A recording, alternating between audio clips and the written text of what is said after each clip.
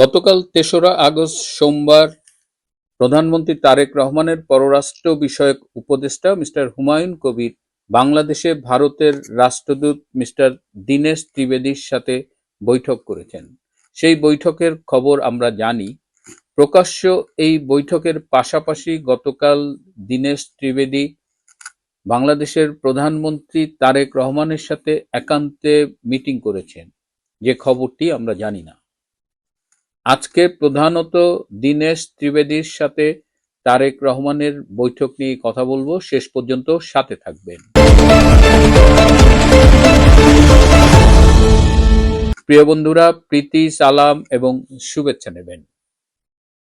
আগামী 5ই আগস্ট দিল্লিতে শেখ হাসিনার বাংলাদেশে ফেরা নিয়ে একটি আলোচনা সভা হবে। সেখানে বক্তব্য রাখবেন বাংলাদেশের প্রাক্তন শিক্ষামন্ত্রী নওফেল, প্রধানমন্ত্রীর সন্তান সজীব ওয়াজেদ জয় সহ আরো অনেকে। ধারণা করা হচ্ছে সেখানে লাইভে এসে বক্তব্য রাখবেন জননেত্রী শেখ হাসিনা। 5ই আগস্ট দিল্লিতে লাইভে বক্তব্য রাখবেন কিনা এটি নিয়ে কিন্তু বাংলাদেশ সরকারের মধ্যে একটা কাপাকাপি শুরু হয়ে গেছে, এবং এই জন্যই পররাষ্ট্র বিষয়ক উপদেষ্টা হুমায়ুন কবির মিস্টার দীনেশ ত্রিবেদীকে রিকোয়েস্ট করেছে শেখ হাসিনা যেন ভারতের ভূখণ্ড ব্যবহার করে কোনো রাজনৈতিক বক্তব্য প্রদান না করেন কিংবা এমন কিছু না বলেন না করেন যাতে বাংলাদেশে অস্থিতিশীলতার সৃষ্টি হয়। মিস্টার হুমায়ুন কবির সম্ভবত ভুলে গেছেন যে তার নেতা 17 বছর লন্ডনে থেকে কিন্তু বিভিন্ন মাধ্যমে কথা বলেছেন। আজকে শেখ হাসিনা দিল্লিতে একটি মিটিংয়ে বক্তব্য রাখবেন কি রাখবেন না সেটা নিয়ে তাকে ভারতের হাইকমিশনারের কাছে অনুরোধ করতে হয়। ভারতের হাইকমিশনার তিনি বলেছেন তিনি ব্যাপারটা দেখবেন, ভারত সরকার ব্যাপারটা দেখবে, কিন্তু মাঝে মাঝে তিনি বলেছেন যে আপনার স্যুটটা খুব সুন্দর, আপনার হাসিটা খুব সুন্দর। ডিপ্লোমেসিতে এই কমপ্লিমেন্টগুলা আপনি রাগ করতে পারবেন না, কিন্তু আপনার মোটামুটি যথেষ্ট খোঁচা দেওয়ার মতো একটা ব্যাপার। প্রকাশ্যে হুমায়ুন কবিরের সাথে মিটিং করেছেন আমরা সবাই জানি, কিন্তু এর বাইরে দীনেশ ত্রিবেদী তারেক রহমানের সাথেও মিটিং করেছেন। এই মিটিংটি ছিল খুবই গুরুত্বপূর্ণ। এই মিটিংয়ে দীনেশ ত্রিবেদী তারেক রহমানকে স্মরণ করিয়ে দিয়েছেন যে ভারতের সহায়তায় গত 12ই ফেব্রুয়ারি নির্বাচনে বিএনপি জয়লাভ করেছে এবং তারেক রহমান প্রধানমন্ত্রী হয়েছেন। আপনাদের কদিন আগেই বলেছিলাম যে সার্জিও গোরের সাথে মিটিং এর পর ওই দিনই দীনেশ ত্রিবেদী কিন্তু দিল্লি গিয়েছিল। পরের দিন শনিবার মোদির যে কিচেন ক্যাবিনেট আছে সেইখানে তিনি রিপোর্ট পেশ করেছেন, এবং রবিবার সকালে তিনি শেখ হাসিনার সাথে ব্রেকফাস্ট মিটিং করেছেন। আবার তারেক রহমানকে তিনি এটি মনে করিয়ে দিয়েছেন। তিনি মনে করিয়ে দিয়েছেন যে তার মা বেগম খালেদা জিয়া এবং তার সাথে একাধিকবার ভারতের প্রতিনিধির মিটিং হয়েছে, এবং এরকম একটা আন্ডারস্ট্যান্ডিং ছিল যে তারেক রহমান প্রধানমন্ত্রী হলে বা বিএনপি ক্ষমতা এলে বাংলাদেশের মাটি থেকে ভারত বিরোধী কর্মকাণ্ড পরিচালনা করতে দেওয়া হবে না। কিন্তু তারেক রহমান এবং তার বিএনপি সরকার সেই কথা রাখেনি। বাংলাদেশ থেকে এখন ভারত বিরোধী প্রচুর অপতৎপরতা পরিচালিত হয়, এবং এই বিষয়টিতে ভারত মোটেও খুশি নয়, এবং ভবিষ্যতে তারেক রহমানকে ক্ষমতায় থাকতে বা ক্ষমতায় ফিরে আসতে হয়তো অনেক বেগ পেতে হবে, কারণ সে ভারতের সাথে তাদের প্রদত্ত প্রতিশ্রুতিটি রাখেনি। তবে দীনেশ ত্রিবেদী একটা বিষয়ে তারেক রহমানকে ধন্যবাদ জানিয়েছেন।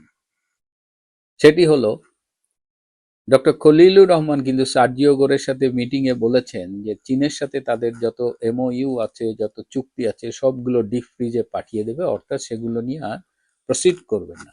তো এই বিষয়টি নিয়ে ভারতের পক্ষ থেকে প্রধানমন্ত্রী তারেক রহমানকে ধন্যবাদ জানানো হয়েছে যে যেহেতু তারা চীনের সাথে এই ব্যবসা বাণিজ্য করবেন। আপনারা জানেন যে মিরেরসরাইয়ে ইন্ডিয়ার জন্য বাংলাদেশ সরকার একটি অর্থনৈতিক জোন দিয়েছিল, ইপিজেড, কিন্তু ইনুস এসে সেটি ক্যান্সেল করে দিয়ে সেটি চীনকে দিয়েছে। সাতক্ষীরায় শেখ হাসিনা সরকার প্রায় 200 একরের একটা ল্যান্ড দিয়েছিল ইন্ডিয়ায়, সেখানে একটা ইন্ডাস্ট্রি করবার জন্য, সেটিও ইউনূস এসে বাতিল করে দিয়েছেন এবং সেটিও চায়নাকে দিয়েছেন। তো এই বিষয়গুলো ভারতের জন্য অস্বস্তিকর ছিল।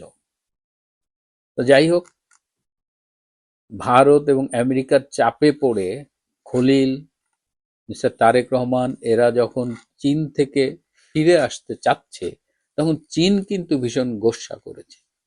কারণ চীন বিএনপির পেছনে অনেক টাকা ঢেলেছে। বিএনপি যাতে ক্ষমতায় আসতে পারে, বিএনপি রাজনীতির জন্য চীনের একটা বিনিয়োগ আছে। এখন নিন্দুকেরা বলছে যে চীন নাকি তারেক রহমানের কাছে সেই টাকা ফেরত চাচ্ছে, কারণ চীন এখন ভীষণ বেকায়দায় পড়ে গেছে। চীন বুঝতে পারছে যে আমেরিকা এবং ভারতের সম্মিলিত চাপের মুখে তারেক রহমান কি আদৌ চীনের প্রতি অনুগত থাকবেন কিনা। এদিকে বিমস্টেকের সভাপতি হিসেবে তারেক রহমানকে ব্রিক্সের সম্মেলনে আমন্ত্রণ জানানো হয়েছে, যেটি 12 এবং 13ই সেপ্টেম্বর ভারতে অনুষ্ঠিত হবে। অনেকেই বলছেন যে বাংলাদেশের প্রধানমন্ত্রী হিসেবে কেন নয়, কেন বিমস্টেকের সভাপতি হিসেবে তাকে আমন্ত্রণ জানানো হচ্ছে, এবং এটি তারেক রহমানের জন্য অসম্মানজনক। কিন্তু মিস্টার দীনেশ ত্রিবেদী তাকে অনুরোধ করেছেন বিমস্টেকের সভাপতি হিসেবেই আমন্ত্রণ গ্রহণ করে তিনি যেন ভারতে যান। বাংলাদেশের ইনক্লুসিভ পলিটিক্যাল এনভায়রনমেন্ট নিয়েও তিনি তারেক রহমানের সাথে কথা বলেছেন এবং অবিলম্বে আওয়ামী লীগের কার্যক্রমের উপর থেকে নিষেধাজ্ঞা প্রত্যাহারের জন্য অনুরোধ করেছেন। বাংলাদেশে 2024-এর 5ই আগস্টের পর থেকে প্রচুর মিথ্যে মামলা দায়ের করা হয়েছে, তার অধিকাংশ দায়ের করেছে বিএনপি, অ্যারাউন্ড 37% দায়ের করেছে জামাত। তো এই মিথ্যে মামলাগুলো তুলে নেবার ব্যাপারেও তিনি তারেক রহমানকে অনুরোধ করেছেন এবং শেখ হাসিনা ফিরবেন বলেছেন, যে শেখ হাসিনা ডিসেম্বরের মধ্যে ফিরবেন বলেছে, হয়তো অত দেরি হবে না, শেখ হাসিনা হয়তো খুব দ্রুত সময়ের ভেতরেই বাংলাদেশে ফিরবেন, এবং সেক্ষেত্রে এই যে যত মিথ্যে মামলা আছে, আইসিটির মাধ্যমে যত হয়রানিমূলক মামলা করা হয়েছে, এগুলো সব প্রত্যাহারের জন্য অনুরোধ করেছেন। তারেক রহমান ভীষণ চাপের ভেতরে আছেন, দেশের মানুষ ভালো নেই, আন্তর্জাতিক মিত্র যারা ছিল তারা অধিকাংশই আর সাথে নেই। এই অবস্থায় একটি উচ্চ ক্ষমতা সম্পন্ন প্রতিনিধি দল, যাতে 3 জন বিএনপির নেতা এবং 2 জন সামরিক বাহিনীর অফিসার, তারা অচিরেই দিল্লি সফরে যাবেন এবং সেখানে তারা বেশ কিছু গুরুত্বপূর্ণ মিটিং করবেন। ধারণা করা হচ্ছে যে এই মিটিংগুলোর সাথে আওয়ামী লীগের উপর থেকে কার্যক্রম নিষেধাজ্ঞা প্রত্যাহার এবং শেখ হাসিনার বাংলাদেশে ফেরার বিষয়টি সম্পর্কিত। এদিকে আগামীকাল 5ই আগস্ট, যাকে জঙ্গিরা বলে 36শে জুলাই, এই জুলাই দিবস পালন উপলক্ষে সারা দেশে কিন্তু র্যাবের পক্ষ থেকে একটা অ্যালার্ট জারি করা হয়েছে। ধারণা করা হচ্ছে যে বিভিন্ন কর্মসূচি বা পদযাত্রায় জঙ্গি হামলা হতে পারে কিংবা রাষ্ট্রবিরোধী কোনো শক্তি আক্রমণ করতে পারে। ইতিমধ্যেই বাংলাদেশের বিভিন্ন স্থানে বোমা পাওয়া যাচ্ছে। এই যে বোমা পাওয়ার যে স্টাইল, এটা অনেকটা আল কায়দা এবং আইএসআই এর তাদের কৌশলের সাথে সামঞ্জস্যপূর্ণ। সুতরাং এই বিষয়টি কিন্তু বাংলাদেশ সরকার শুধু নয়, বাংলাদেশ সম্পর্কিত বিভিন্ন দেশের সরকাররাও চিন্তিত হয়ে পড়েছে যে বাংলাদেশে আসলে কি হচ্ছে।